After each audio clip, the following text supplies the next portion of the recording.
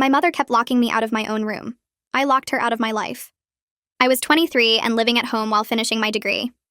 I paid my mom, Diane, rent every month, bought my own food, and kept my room clean.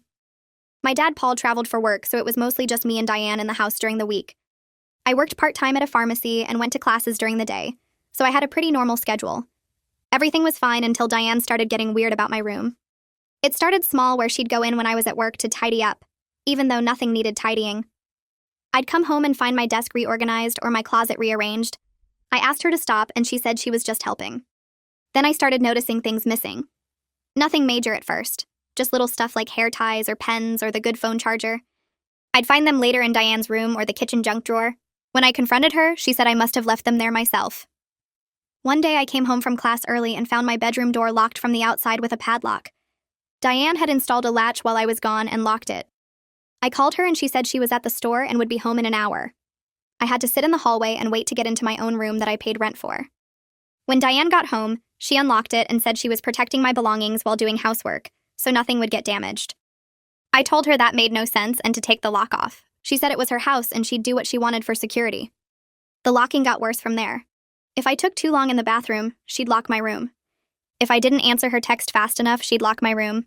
If I went out with friends without telling her exactly where, she'd lock my room.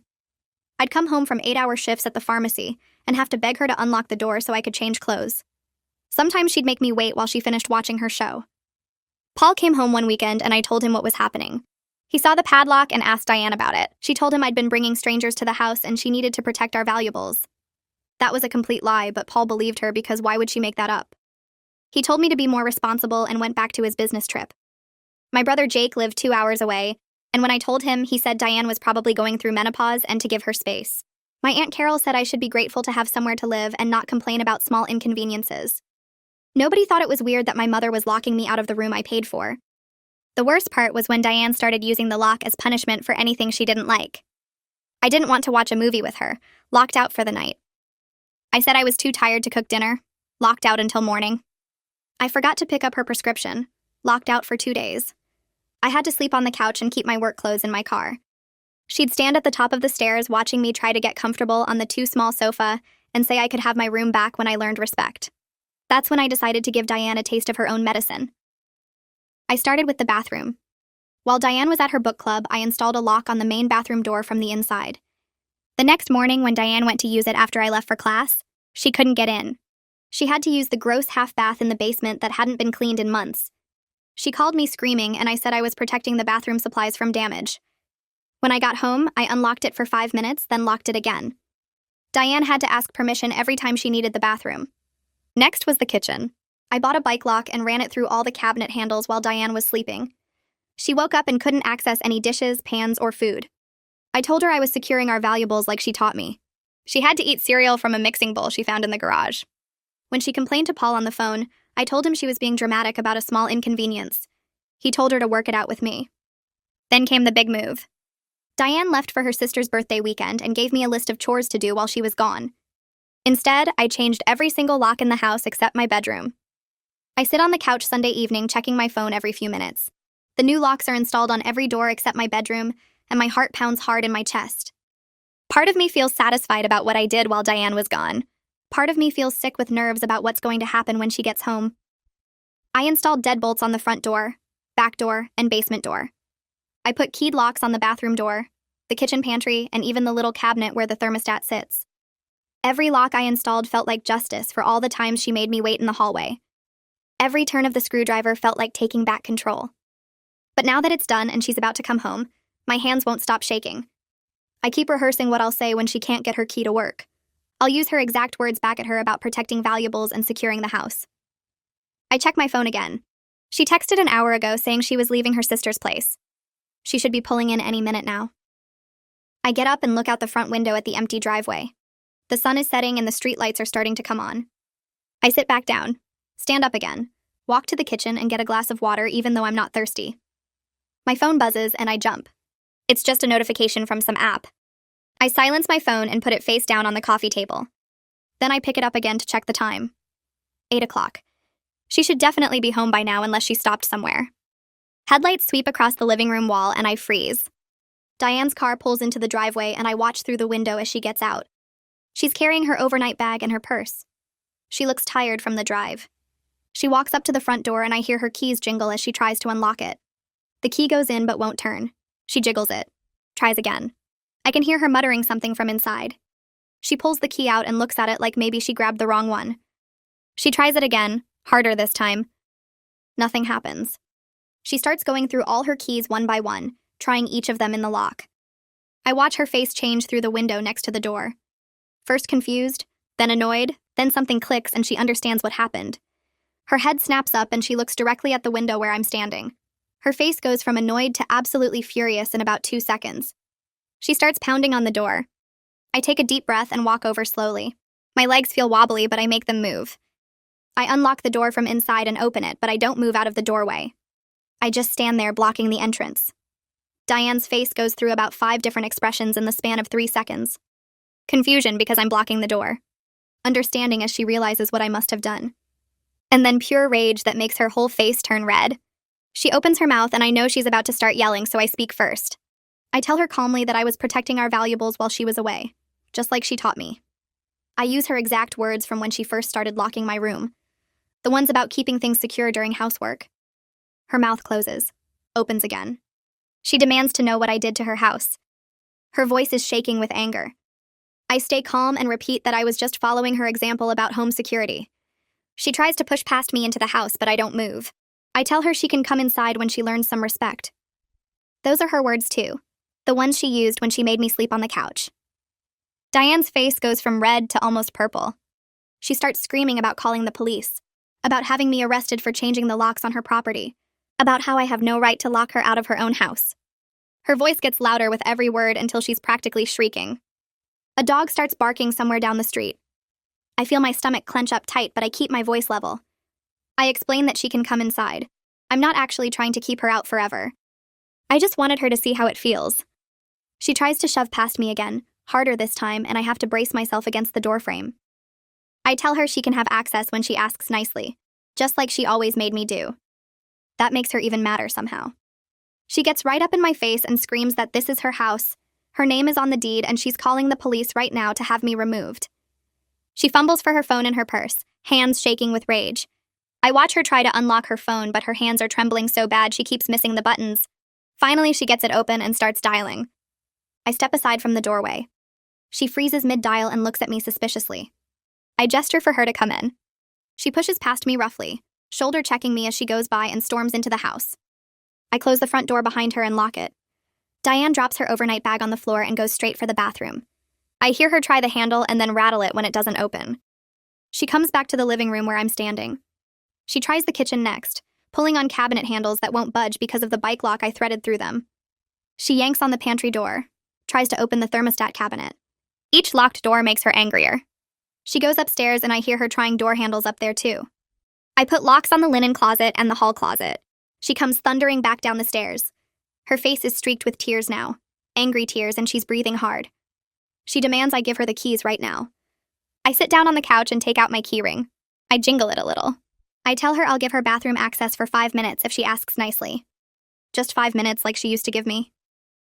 Diane stares at me like she can't believe what she's hearing. Then she lunges at me. She moves fast for someone her age. Her hands grab for my keys and we end up struggling on the couch. I'm younger and stronger, so I manage to keep the keys away from her, but she's fighting like crazy. She's scratching at my arms trying to get the keys. I push her hands away and she comes back harder. We roll off the couch onto the floor. I keep my fist closed tight around the keys while she tries to pry my fingers open. She digs her nails into my forearm and drags them down hard. I feel the skin tear and it burns. I yell and shove her away from me. She falls back against the coffee table. I look down at my arm and there are 4 long scratches bleeding pretty badly. Blood is running down to my wrist. Diane is breathing hard on the floor. She looks at the scratches on my arm and something in her face changes. Maybe she didn't mean to hurt me that bad. Or maybe she's just realizing this got physical and that's not good. I grab some tissues from the box on the side table and press them against the scratches. They soak through red almost immediately. Diane gets up off the floor and backs away from me. She's crying for real now, not just angry tears. She pulls out her phone again and this time she actually makes a call. I can hear her voice shaking as she talks. She's calling Paul. She starts telling him what I did, her voice getting higher and more hysterical with every word.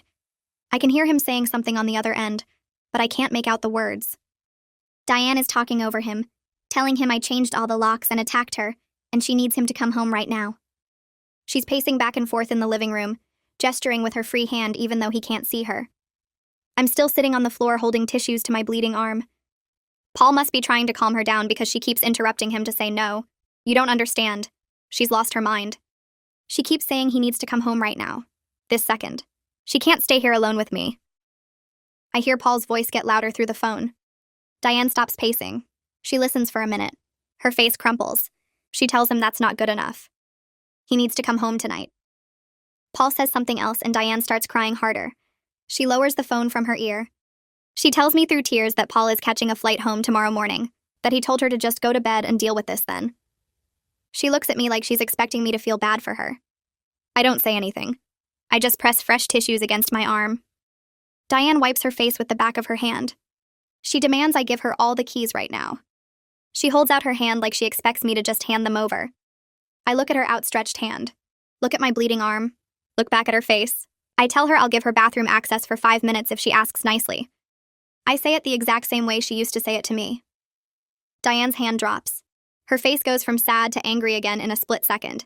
She screams that I'm a horrible daughter, that she gave me a place to live and this is how I repay her, that I'm ungrateful and cruel and she wishes she never let me move back home. Every word is like a slap, but I don't react. I just sit there on the floor holding my bleeding arm and looking at her calmly. Someone knocks on the front door. We both freeze. The knock comes again, louder this time. A man's voice calls out that it's the police doing a welfare check. Diane's eyes go wide. She looks at me, looks at the door. She runs to open it. A police officer is standing there in uniform looking tired. He asks if everything is okay because a neighbor called about screaming. Diane immediately starts crying again and telling him I locked her out of her own home, that I changed all the locks while she was away, that I attacked her when she tried to get her keys back. She's talking fast and gesturing at me. The officer looks past her to where I'm sitting on the floor. He sees the bloody tissues in my hand. He asks to come inside and Diane steps back to let him in. The officer walks over to me and asks if I'm okay. I stand up slowly and show him my arm. The scratches are deep and still bleeding. I explain calmly that I live here and pay rent monthly, that I have receipts to prove it, that my mother has been locking me out of my room for months as punishment, and I wanted to show her how it felt. The officer looks at Diane, looks at me, looks at my bleeding arm again.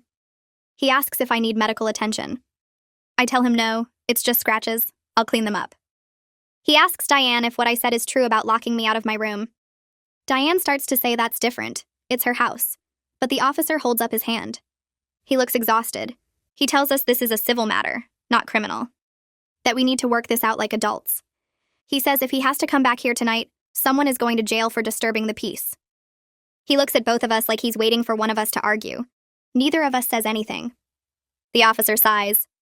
He tells Diane that if I pay rent here, I have tenant rights, and she can't just lock me out. He tells me that I can't change locks on a property I don't own without permission. He says we both need to calm down and figure this out without the police. Then he leaves. The door closes behind him and Diane and I are left standing there in the living room. My arm is still bleeding. Diane is still crying. Neither of us moves for a long moment. Diane goes upstairs to her bedroom and I hear the door close. The lock clicks into place. That's the one lock I didn't change because I figured she'd need somewhere to feel safe. I can hear her voice through the door, muffled but angry. She's talking to someone on the phone. Her sister, probably. The words aren't clear, but the tone is. She's crying and talking fast, that panicked way she gets when she thinks she's losing control of something. I sit on the floor in the hallway for a while just listening. Part of me wants to feel bad about making her cry, but mostly I just feel tired. My arm stings where she scratched me, and I press the tissues against it harder. The bleeding has mostly stopped, but the scratches are deep. They'll probably scar. I stand up and go to the bathroom to clean the wounds properly. The bathroom I locked earlier, the one that started this whole thing. I unlock it and wash my arm under cold water. The scratches burn. I find bandages under the sink and wrap my arm carefully. When I come out, Diane's door is still closed. Her voice has gotten quieter. I go to my room and grab my pillow and a blanket. I could sleep in my bed tonight. I have access to my room now. But something about being in there while Diane is this angry makes me nervous. What if she tries something while I'm asleep? What if she finds a way to get back at me? I set up on the couch instead. arranging the pillow and spreading the blanket out. The couch is too small and the cushions are lumpy. I've slept here enough times to know exactly how uncomfortable it is. But at least I can hear if Diane comes downstairs. At least I'll know if she tries anything. I lie down and pull the blanket up to my chin. Every sound makes me jump. The house settling, the refrigerator humming, a car passing outside. My heart won't slow down. The adrenaline from earlier is still pumping through me. I keep replaying the fight in my head. Diane lunging at me, her nails digging into my arm, the police officer's tired face. I check my phone and see 3 missed calls from Paul. Diane must have called him after the police left. I don't call him back. He can wait until morning. I close my eyes and try to sleep, but my brain won't shut off. What's going to happen when Paul gets home? Will he believe Diane's version of events? Or will he actually listen to me this time? I think about the documentation I've been keeping. The screenshots and photos and detailed notes. I started doing it a month ago when I realized nobody believed me about the locks. Every time Diane locked me out, I took a photo with a timestamp. Every nasty text she sent, I screenshotted. Every incident I wrote down with dates and times. I have months of evidence on my phone. Paul never wanted to look at it before. He always said I was being dramatic. But maybe now he'll actually pay attention. Maybe now he'll see what I've been dealing with.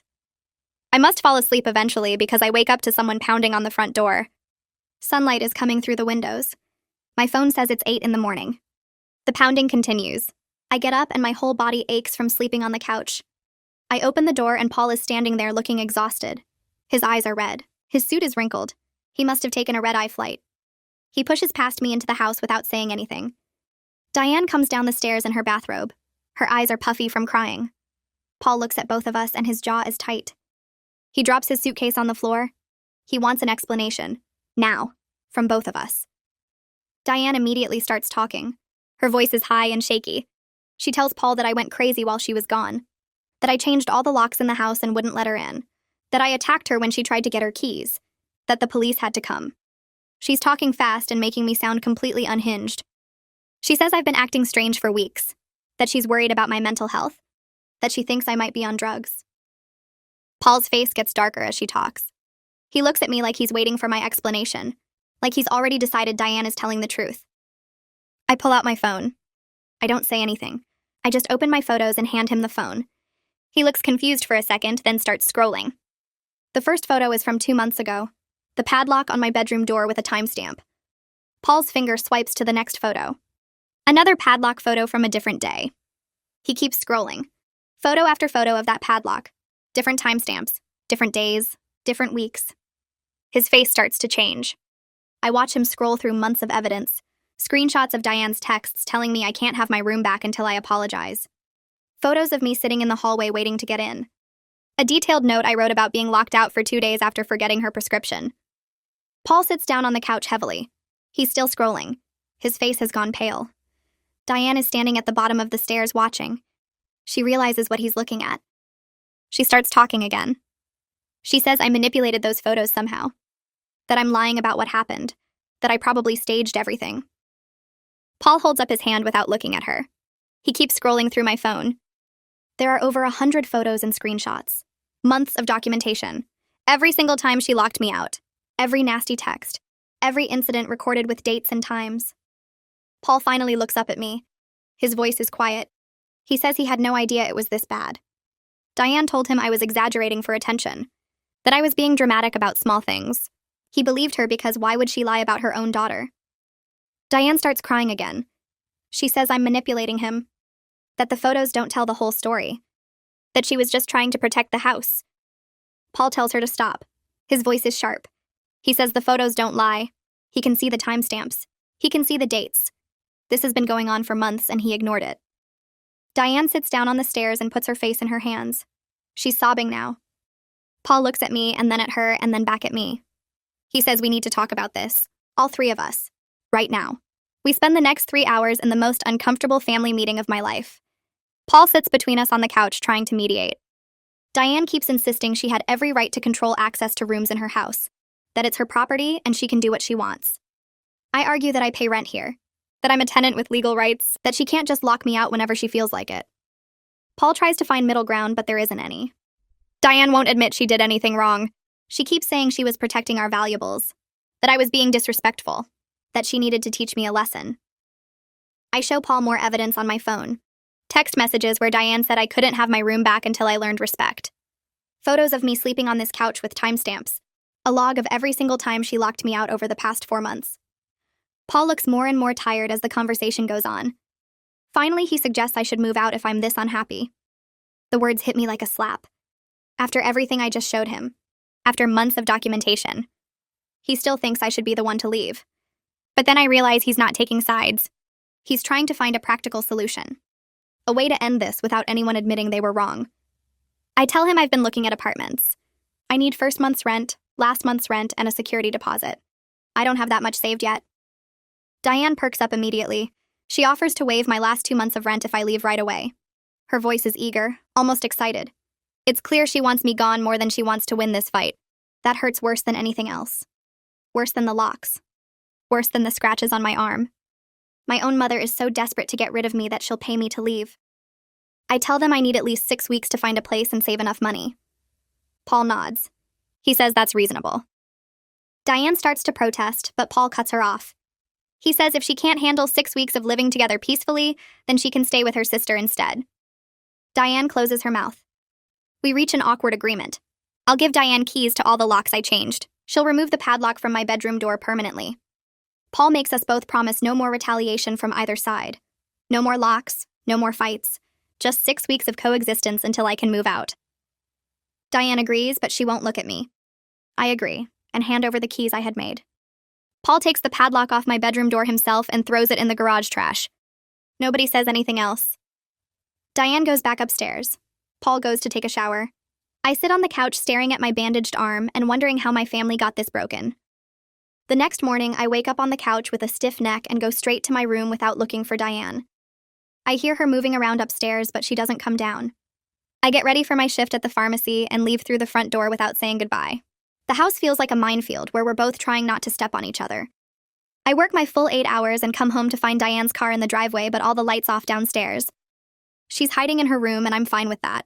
I make myself dinner in the kitchen and eat it standing at the counter because sitting at the table feels too permanent. The silence in the house is thick and uncomfortable, but better than fighting. I go to my room and lock the door from the inside, which feels different now that the padlock is gone. The next day follows the same pattern where I leave early and come home late. Diane and I pass each other once in the hallway, and she turns around and goes back to her room without a word. I can hear her talking on the phone through her door, but I don't know who she's calling. Paul, probably. Maybe her sister. I don't care enough to listen. On the third day, my phone rings during my lunch break, and it's Jake calling. I almost don't answer because I'm not in the mood for more excuses, but something makes me pick up. He starts talking before I can say hello and tells me Paul called him last night and told him everything. I wait for him to make more excuses, but instead he says he's sorry. He actually apologizes for not believing me before. His voice sounds different from usual, less dismissive and more serious. He admits he didn't want to think Mom was being that controlling, because it was easier to pretend I was just being dramatic. He says he should have listened when I first told him about the locks. I don't know what to say, so I just listen while he keeps talking. He tells me he feels guilty for brushing me off when I needed someone to take my side. Then he offers to lend me $2,000 to help me move out. I nearly drop my phone because that's the last thing I expected. I ask him why, and he says he wants to help me get out of a situation he should have helped prevent. His voice cracks a little when he says it, and I realize he actually means it. I tell him I'll pay him back as soon as I can, and he says not to worry about it right now. Just focus on finding a place and getting out. We talk for a few more minutes, and when I hang up, I feel lighter than I have in days. That afternoon at work, I mention to my coworker that I'm looking for an apartment, and she perks up immediately. She says her friend is looking for a roommate, and the rent would be way cheaper if I split it with someone. She gives me the friend's number, and I text her during my break. The friend's name is Catherine Wheeler, and she's a nursing student. We agree to meet at a coffee shop near campus the next day. I spend the rest of my shift looking at apartment listings online and doing math in my head about what I can afford. With Jake's loan and my savings, I actually have enough for a deposit and first month's rent. The possibility of getting out feels real for the first time. I meet Catherine at the coffee shop, and she's exactly the kind of person I was hoping for. Quiet, organized, and looking for someone who won't cause drama. We talk for an hour about our schedules and habits and cleaning preferences. She works night shifts at the hospital 3 times a week and studies the rest of the time. I tell her about my pharmacy job and classes, and we both agree we need a calm living situation. She doesn't ask why I'm moving out of my parents' house, and I appreciate that. We click immediately in that way where you can tell someone is on the same wavelength. She offers to show me the apartment that afternoon, and I follow her car across town. The place is small with 2 bedrooms and 1 bathroom, but it's clean and bright. Catherine shows me the room that would be mine, and it has a window that looks out over a parking lot. Not scenic, but I don't care. The bedroom door has a regular lock with a key, and no one standing on the other side waiting to use it against me. I walk through the apartment, touching the walls and counters and trying to imagine living here. It feels normal and peaceful in a way my house hasn't felt in months. Catherine watches me looking around and asks what I think. I tell her I love it and ask about the deposit. She says it's $800 plus first month's rent, which is $600 for my half. I do the math quickly and realize I can afford it with Jake's money and what I've saved. I tell her I want it, and we shake hands right there in the living room. She says I can move in 4 weeks from today, which gives me time to pack and get everything ready. I feel tears starting in my eyes and have to turn away so she doesn't see. The relief is so strong it's almost painful. I'm actually getting out. I drive home and sit in my car in the driveway for 10 minutes trying to process what just happened. I have an apartment. I have a move-in date. In 4 weeks, I won't have to deal with Diane's locks or Paul's excuses or sleeping on the couch. The fear hits me then because I've never lived anywhere except home and college dorms. I don't know how to set up utilities or buy furniture or handle real adult responsibilities. But even with the fear, I know this is right. I go inside and head straight to my room to start making lists of what I need to do. Diane must hear me come in because she appears in my doorway 5 minutes later. She asks where I've been, and I tell her I was looking at apartments. Her face changes and she asks what I mean. I explain that I'm moving out in 4 weeks and I've already put down a deposit. She just stares at me like she doesn't understand the words. Then she starts talking fast about how we can work things out and I don't need to leave. Her version of working things out means me following her rules and never complaining. I tell her it's too late and I've already signed paperwork. She sits down on my bed without asking and starts crying. She says she didn't think I was serious about leaving. I want to feel bad, but I just feel tired. 2 days later, Paul texts me asking if I want to get dinner, just the 2 of us. I agree because I figure he wants to talk about me moving out. We meet at a restaurant near his office and he looks older than I remember. We order food and sit in awkward silence until it arrives. Then he starts talking and tells me he enabled Diane's controlling behavior for years because confronting her was harder than ignoring it. He apologizes for not believing me about the locks and says he should have paid more attention. He promises he's going to make Diane see a therapist about her control issues. I appreciate the apology, but I tell him I'm still moving out. He looks sad and asks if there's anything he can say to change my mind. I explain that I can't trust things will actually change even with therapy. Too much has happened and I need my own space where I feel safe. He nods slowly and says he understands, even though I can tell he wishes I'd stay. Then he reaches into his pocket and pulls out 5 $100 bills. He slides them across the table and tells me it's to help with moving expenses. I try to refuse, but he insists and says he wants to help. I take the money and thank him, and we finish dinner talking about safer topics like my graduation plans and his work projects. When we leave, he hugs me in the parking lot and tells me to come visit sometimes. I promise I will, even though I don't know if that's true. The next day, Diane knocks on my bedroom door around noon. I open it halfway, and she's standing there with this desperate look on her face. She tells me she's been thinking all night and she wants to make things right. She says she'll remove every lock in the house if I stay. She promises she'll never enter my room again without permission. I lean against the doorframe and tell her it's too late for that. I explain I already signed a lease and put down a deposit. Her face crumples and she starts crying right there in the hallway. She keeps saying she's losing her daughter and she doesn't know what she did wrong. Part of me wants to comfort her because she looks genuinely broken. But the other part remembers every time I sat in that hallway waiting for her to unlock my door. I tell her I need to get ready for work and close the door gently. I can hear her crying on the other side for a few minutes before she walks away. I sit on my bed feeling like absolute garbage. The guilt sits heavy in my chest because I know Diane really doesn't understand why her behavior was so wrong. She probably thinks she was just being protective or setting boundaries in her own house. But her lack of understanding doesn't mean I have to keep living like this. I can feel bad for her and still choose to leave. Those two things can exist at the same time. I grab my work uniform and get dressed while trying to shake off the image of her crying face. 2 weeks pass and Diane switches tactics completely. She starts being overly nice in this way that makes my skin crawl. I come home from class and find my favorite lasagna in the fridge with a note saying she made it just for me. The next day, there's a new sweater folded outside my door with the tag still on. She asks if I want to watch our favorite show together and doesn't get mad when I say I have homework. She compliments my hair and offers to do my laundry. It all feels fake and manipulative, like she's trying to love bomb me into changing my mind. I eat the lasagna because I'm hungry and it would be wasteful not to. But I know what she's doing and it's not going to work. My phone rings on a Wednesday evening and it's Carol. I almost don't answer, but I figure I might as well get this over with. She launches into this speech about how Diane is heartbroken and I'm being cruel. She says I'm abandoning my mother over something small, and I should be more understanding. Something in me just snaps. I tell Carol about the months of being locked out of my own room. I explain about sleeping on the couch and keeping my work clothes in my car. I describe waiting in the hallway after 8-hour shifts while Diane finished watching her show. Carol goes quiet on the other end. I can hear her breathing, but she doesn't say anything for a long moment. When Carol finally speaks, her voice sounds different. She admits she had no idea it was that serious. She says Diane made it sound like typical mother-daughter bickering about household rules.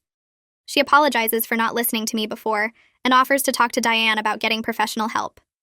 I thank her, but tell her I'm not optimistic anything will actually change. Carol sighs and says she understands why I need to leave.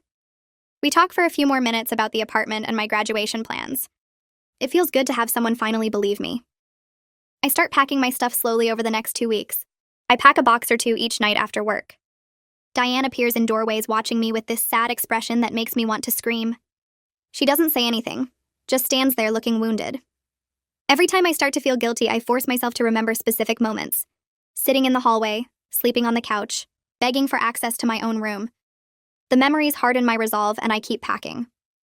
Paul comes home that weekend and helps me carry boxes to my car without saying much.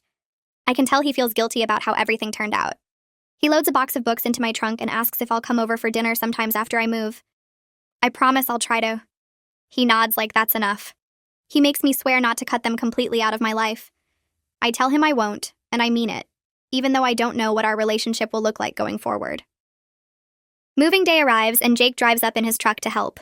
We rented a small moving truck and start loading furniture and boxes early in the morning. Diane stays in her room the entire time with the door closed. I can see Paul watching us from the kitchen window, but he doesn't come outside. After we load the last box, Jake asks where Mom is. Paul appears at the front door and says she's too upset to say goodbye. It feels like one last manipulation attempt, but I'm too exhausted to care anymore. I hug Paul goodbye and get in the truck with Jake. The apartment with Catherine is on the second floor of an older building. We haul everything up the stairs, and by early afternoon, my new room is full of boxes. Catherine helps me set up my bed frame, and we order pizza for lunch. The bedroom door has a simple lock with just one key. I test it a few times to make sure it works smoothly. Knowing no one will use it against me makes something tight in my chest finally loosen. I can lock my door when I want privacy and unlock it when I want to come out. It's such a basic thing, but it feels like freedom. The first week in my new place is strange. I keep expecting someone to monitor when I come and go. I wait for criticism about what I'm eating or questions about where I've been. But Catherine just does her own thing and expects me to do mine. We sit down together on the third night and write out simple house rules about cleaning schedules and quiet hours. She asks my opinion and actually listens when I answer. We split chores evenly and agree to communicate if something bothers us. Everything feels remarkably normal and healthy in a way I didn't know was possible. Diane's texts start coming through the next morning while I'm unpacking boxes in my new bedroom. The first one asks if I slept okay and if the apartment is clean enough. The second one wants to know if I need her to bring over any cleaning supplies or food. The third one arrives 10 minutes later asking if I'm eating breakfast. I stare at my phone and type back that everything is fine and I'll text her later. She responds immediately asking when later means exactly. I put my phone on silent and shove it in my desk drawer. Over the next 3 days, my phone fills up with messages asking about my schedule and whether I'm remembering to take my vitamins, and if Catherine seems trustworthy. I answer maybe 1 out of every 5 texts with short responses that don't invite more conversation. Part of me wants to block her number completely, but I know that would cause an even bigger drama situation with Paul and Jake getting involved. The distance feels good, though, like I can finally breathe without someone monitoring every move I make. 2 weeks pass, and I'm loading my work uniform into the washing machine when my phone rings with Paul's number. I almost don't answer, but curiosity wins out. He sounds tired when he starts talking and says he needs to tell me something about Diane.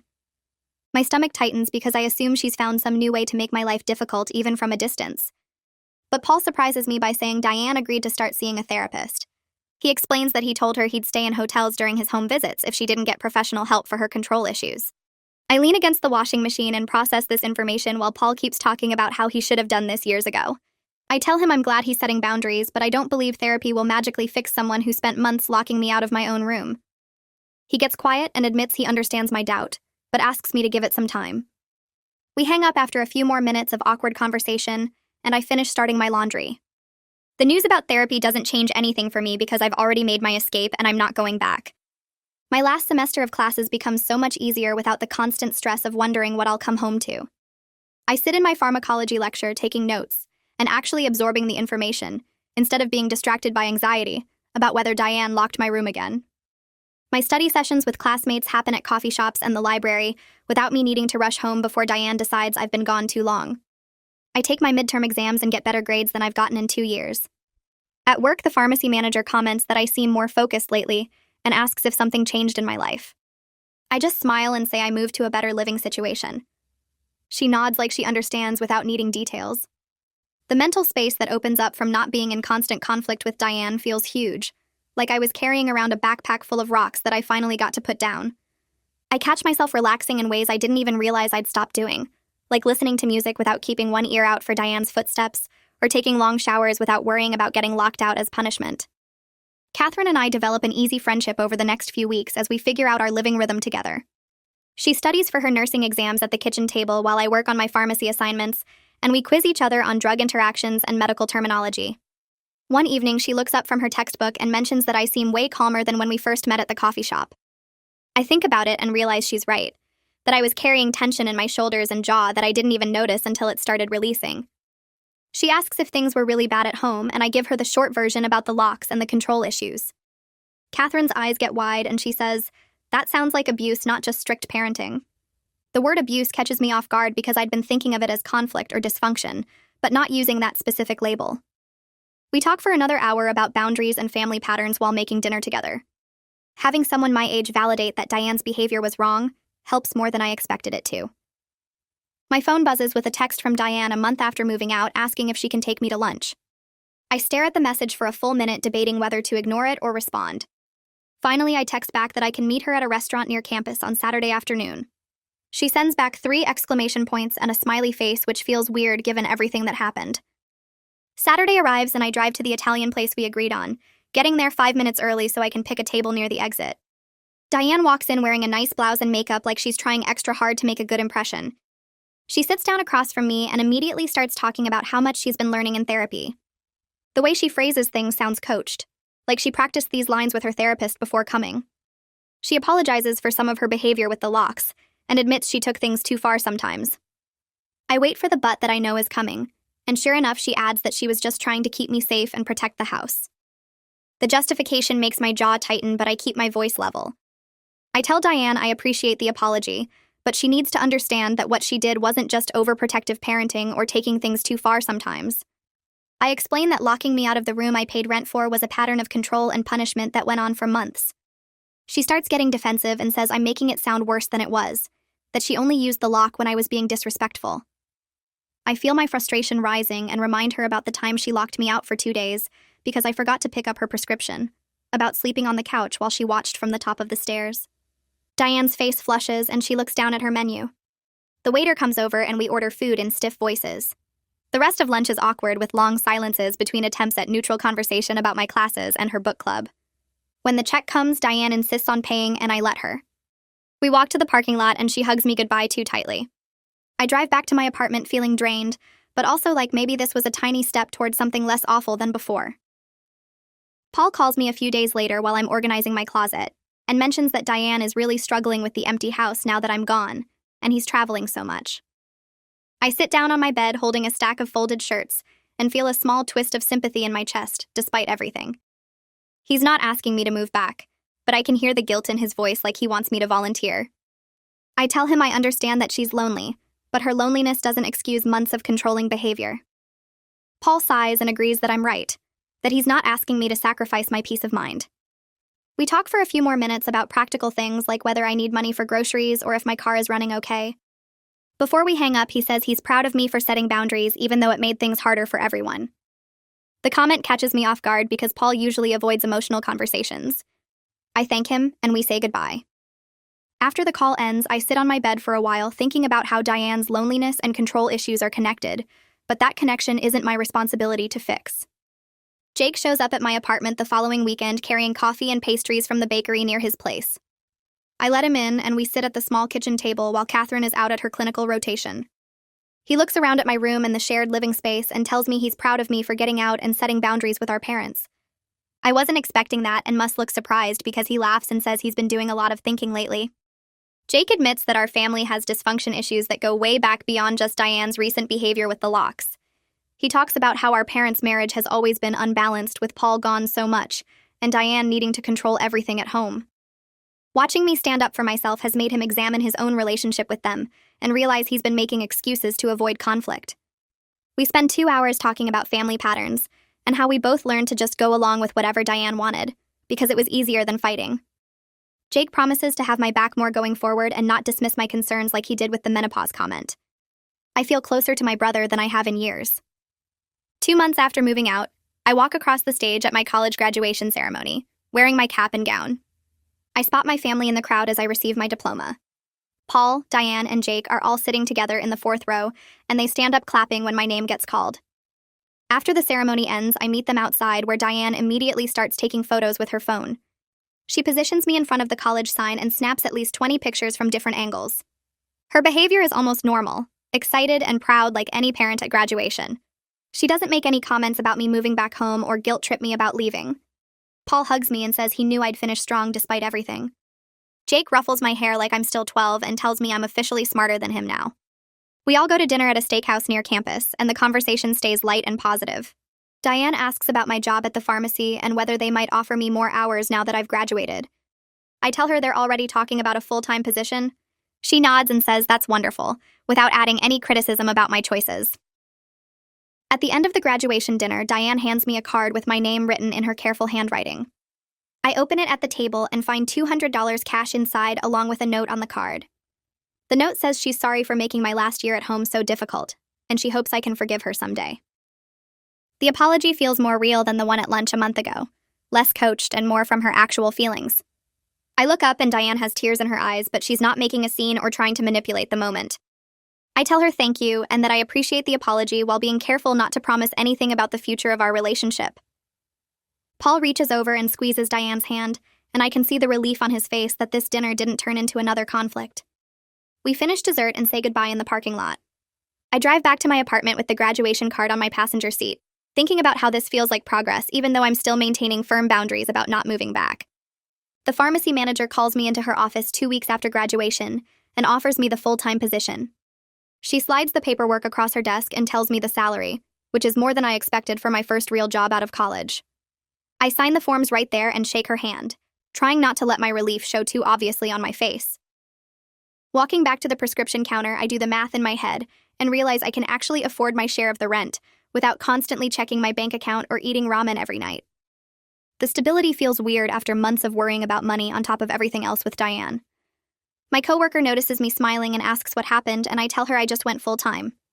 She hugs me over the counter and says she knew they'd keep me on permanently. That night, I text Jake to tell him about the job, and he sends back a bunch of celebration emojis and says he's proud of me. I sit on my bed in the apartment I share with Catherine and look around at my small room with its simple lock that nobody uses against me, and something in my chest loosens up for the first time in forever. Paul calls me 3 days later and asks if I want to grab coffee, just the two of us. I meet him at a place near my apartment, and he's already sitting at a corner table when I arrive. He stands up and hugs me. Then we both sit down with our drinks, and there's an awkward silence before he starts talking. Paul tells me Diane has been going to therapy every week, and she's starting to understand that what she did with the locks was about control, not protection. He says her therapist is helping her work through why she felt the need to control everything in the house, and Diane is having a hard time facing some of the things she's learning about herself.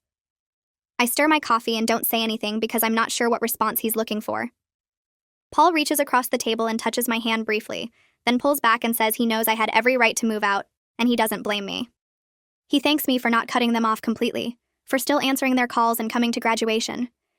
His voice gets quiet when he says that having me out of the house has actually improved his marriage to Diane because he's been staying home more often instead of taking every business trip he can find. I look up at him and see real guilt in his eyes, and I realize he knows he ran away from dealing with Diane's issues for years. He admits he enabled her behavior by never being around to see how bad it got, and he's trying to do better now. I tell him I appreciate that he's taking responsibility, even if it came way too late to help me when I needed it. We finish our coffee and he pays for both of us, and when we walk to our cars, he hugs me again and says he loves me. I say I love him too, and I mean it, but I also know I can't ever live in that house again no matter how much progress Diane makes. The next month, I suggest to my parents that we start having dinner together once a month, but I insist it has to be at a restaurant. Diane agrees immediately, sounding so eager on the phone that I almost feel bad for setting such firm boundaries. We meet at a casual Italian place halfway between their house and my apartment, and I arrive exactly on time so I'm not waiting alone with either of them. Paul and Diane are already seated when I walk in, and Diane stands up to hug me like we haven't seen each other in years instead of 3 weeks. We sit down and order food, and the conversation stays surface level for the first 20 minutes. Diane asks about my new full-time position, and I tell her about my responsibilities and the benefits package. She nods along and seems genuinely interested, not making any comments about how I should be doing something different or better. Paul talks about cutting back on his travel schedule, and Diane reaches over and squeezes his hand, looking happier than I've seen her in months. The dinner goes smoothly until dessert arrives, and Diane starts asking when I'm going to come visit the house. I remind her that I prefer meeting at restaurants, and she gets this tight look around her mouth. She says it's silly for me to avoid my childhood home, and I should just come for Sunday dinner like a normal family. Paul gently interrupts and changes the subject, but I can see Diane struggling not to push the issue. We finish dessert and say goodbye in the parking lot, and I drive home thinking that monthly restaurant dinners might actually be manageable as long as we keep the time limit and public setting. Catherine and I sit at our kitchen table going over the lease renewal paperwork that our landlord dropped off. She reads through the terms while I calculate what our rent will be with the small increase, and I realize I can easily afford it now with my full-time salary. Catherine looks up and asks if I want to renew for another year, and I don't even hesitate before saying yes. She grins and says she was hoping I'd stay because living together has been great. We both sign the forms, and I take them back to the landlord's office that afternoon. Walking back to the apartment, I think about how different this living situation is from being at home with Diane. Catherine treats me like an equal adult who can make my own decisions about my space and my time. She doesn't monitor when I come and go or ask detailed questions about where I've been. If I want to spend all weekend in my room studying or watching shows, she doesn't take it personally or punish me for not hanging out with her. The basic respect she shows me every day has been healing in ways I didn't expect when I first moved out. I never realized how much energy I was spending just managing Diane's moods and trying to avoid her anger. Now that energy goes toward my job and planning my future instead of walking on eggshells in my own home. That night, Catherine and I order pizza to celebrate renewing the lease, and we watch a movie together because we both want to, not because anyone is forcing anyone else to spend time together. I wake up one morning about 3 months after graduation and realize I slept through the whole night without any anxiety dreams. For months after moving out, I kept having nightmares about being locked out of rooms, standing in hallways begging someone to let me in, trying door handles that wouldn't turn no matter how hard I twisted them. I'd wake up with my heart racing and my hands clenched into fists, and it would take me several minutes to remember I was in my own apartment where nobody could lock me out of anywhere. But last night I slept straight through until my alarm went off, and I can't remember the last time I had one of those dreams. I lie in bed for a few extra minutes thinking about how the constant tension I carried in my shoulders for so long has finally faded away. I used to walk into my parents' house never knowing what mood Diane would be in, or whether I'd done something to trigger her anger. Every sound in the hallway outside my bedroom door would make me tense up, wondering if she was about to lock me out again. Now I move through my apartment without that hypervigilance, without checking over my shoulder or planning escape routes in case something goes wrong. I can actually relax in my own space, which sounds like such a basic thing but feels incredible after everything I went through. Getting ready for work that morning, I catch myself humming while I make coffee, and I realize I'm genuinely content in a way I haven't been since before Diane started getting weird about my room. Diane calls me on a Saturday morning and asks if I want to go shopping with her. My first instinct is to say no, but I force myself to consider it because I know maintaining some kind of relationship with her means occasionally doing normal mother-daughter activities. I tell her I can do 2 hours at the mall near my apartment, and she agrees without arguing about the time limit. We meet outside the main entrance, and Diane hugs me. Then we walk inside and start browsing stores. She mostly behaves herself, asking my opinion on clothes she's considering and not making critical comments about my choices. We stop for coffee after an hour and sit at a small table in the food court. Diane tells me about her therapy sessions in vague terms, saying she's learning a lot about herself and why she struggles with letting go of control. I nod and sip my latte, staying alert for signs that she's trying to manipulate me into feeling sorry for her. But she doesn't push for sympathy or make excuses, just acknowledges that she has work to do. We finish shopping and I walk her to her car, and she thanks me for spending time with her. Driving home, I feel cautiously hopeful that maybe we can build some kind of functional relationship, even if it will never be the close mother-daughter bond some people have. The shopping trip was almost normal, which feels like progress even though I kept my guard up the whole time. Jake calls me 6 weeks later sounding excited and asks if I'm sitting down. I tell him I'm at work on my lunch break and he says he just got engaged to his girlfriend. I congratulate him, and he asks if I'll be in his wedding party, and I immediately say yes because I'm genuinely happy for him. He invites me to their engagement party the following weekend, and I promise I'll be there. The party is at a restaurant with a private room, and when I arrive, Jake introduces me to his fiancée and her family. I watch Diane circulate through the room talking to everyone, and I notice her asking Jake's fiancée detailed questions about the wedding plans. She suggests specific venues and caterers without being asked, and I see Jake's fiancée's smile get a little tighter around the edges. Diane starts talking about how she can help coordinate everything since she has so much experience with family events, and I recognize the same controlling tendencies that made my life miserable. Jake's fiancé politely says they have it under control, but Diane keeps pushing and offering unsolicited advice. I stay out of it and let Jake handle setting boundaries with our mother about his own wedding. He catches my eye from across the room, and I can tell he's starting to understand what I dealt with, seeing those patterns emerge now that Diane is focusing her attention on his relationship. After the party, I hug Jake and congratulate him again, and he whispers that he gets it now about Mom. I squeeze his shoulder and tell him he needs to set firm boundaries early, or she'll take over his whole wedding. I sit at my desk at the pharmacy during a slow afternoon and pull up grad school websites on my computer. My manager walks by and sees what I'm looking at, and she stops to ask if I'm thinking about advancing my education. I tell her I'm considering pharmacy school, or maybe a master's in public health, and she says she'll write me a recommendation letter whenever I need one. Looking through program requirements and application deadlines, I realize I actually have the mental space now to think about my future and plan for career advancement. For months while living with Diane, all my energy went into managing conflict and trying to maintain some sense of control over my own life. I couldn't think past the next day or the next week because I was constantly dealing with whatever punishment or manipulation she threw at me. Moving out wasn't just about escaping a bad situation. It opened up room in my head for goals and dreams and planning beyond basic survival. I bookmark several programs and start making notes about application requirements. That night, I tell Catherine about my grad school research, and she gets excited, asking questions about the different programs and offering to help me study for entrance exams. Having a roommate who supports my goals instead of sabotaging them feels like living in a completely different world from the one I inhabited at my parents' house.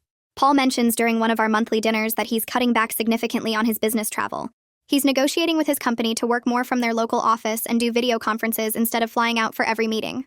Diane looks surprised but pleased when he says this, and she reaches over to hold his hand across the table. Paul explains that he needs to be home more to support Diane's therapy work and help maintain the progress she's making.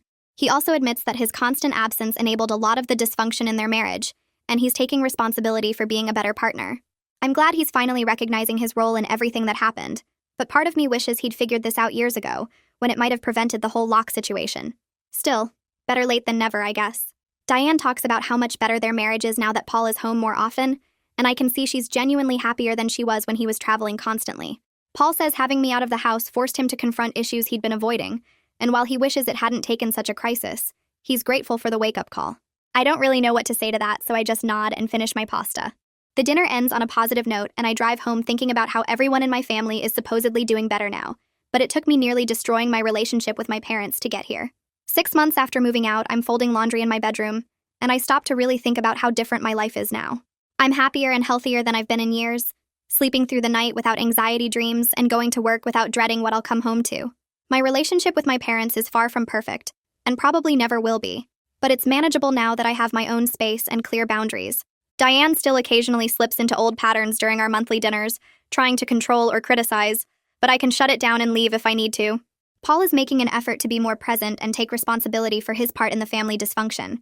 Jake and I are closer than we've been since we were kids, bonded by our shared understanding of how messed up our family dynamics were. I have a job I like, a roommate who respects me, and an apartment where I feel safe and in control of my own space. None of it is perfect, but it's mine, and that makes all the difference. I finish folding my laundry and put it away in my closet, closing the door that has a simple lock only I control. Looking around my small bedroom, I feel a sense of peace that was impossible to imagine 6 months ago, when I was sleeping on my parents' couch, because Diane had locked me out of my own room again. A few weeks later, I get a text from Diane asking if I can make it to Sunday dinner at their house. I'm scheduled to work a closing shift at the pharmacy that night, so I text back explaining I can't make it because of work. I wait for the usual guilt trip about how I never make time for family, or how I should have requested the day off in advance. My phone buzzes a minute later, and Diane's response just says she understands and asks if the following Sunday works better for me instead. I stare at the message for a solid minute trying to figure out the catch or hidden meaning, but there isn't one. She's actually respecting my boundary without making me feel bad about it. I text back that the following Sunday works great, and she sends back a thumbs up emoji. It's such a small thing, but it feels huge after years of her using guilt and manipulation to control my schedule. I show Catherine the text exchange when I get home, and she says this is what normal parent-child communication looks like. The fact that it feels remarkable to me shows how messed up things were before. I mark 1 year of living with Catherine by taking us both out to a nice Italian place downtown. We order wine and pasta, and I tell her how much living with someone who treats me like an actual adult has helped me get better. She's never once gone through my stuff or demanded to know where I'm going or made me ask permission to use shared spaces. We split chores fairly and communicate about house issues like normal roommates instead of her acting like she owns me. Catherine laughs and says basic human decency shouldn't be something worth celebrating, but we both know it made all the difference. She tells me I was so jumpy and anxious when we first moved in together, always apologizing for existing and asking permission for everything. Now I just live my life without constantly worrying someone will punish me for normal behavior. We toast to another year of being boring, functional roommates who respect each other's space. Jake's wedding happens on a Saturday in June, and I'm honestly nervous about spending a whole day with my family. But Diane behaves herself the entire time, and actually seems happy instead of trying to micromanage every detail of Jake's big day. She doesn't criticize the flowers or complain about the seating arrangements or make passive-aggressive comments about anything. During the reception, I catch her watching me from across the room with this sad, wistful look on her face. She's not angry or controlling in that moment, just kind of melancholy, like she's thinking about everything that went wrong between us. I feel this complicated mix of sadness about what our relationship could have been if she'd been different, but also grateful that we're at least building something healthier now, even if it's not what either of us probably wanted. Jake looks genuinely happy marrying someone who doesn't come from our weird, dysfunctional family dynamics, and I'm glad at least one of us escaped without too much damage. Sitting in my apartment a few weeks after the wedding, I think about how different my life is now compared to a year ago. I have healthy boundaries with my family that I actually enforce. I have steady work at the pharmacy with coworkers who respect me. I have genuine independence where I make my own choices about my time and space without anyone punishing me for it. The whole lock situation with Diane was this terrible breaking point that forced everything to change when it probably should have changed years earlier. Things aren't perfect with my family, and they probably never will be because you can't undo decades of dysfunction with some therapy and distance. But I have my own apartment with my own keys. And most importantly, I have my own life that belongs to me. Nobody can lock me out of my room anymore, because it's my room and my space that I control. I pay my own rent and buy my own food and make my own decisions about who gets access to my life and when. The padlock on my childhood bedroom door seems like it happened to a different person now. Someone who didn't know she could just leave and build something better somewhere else.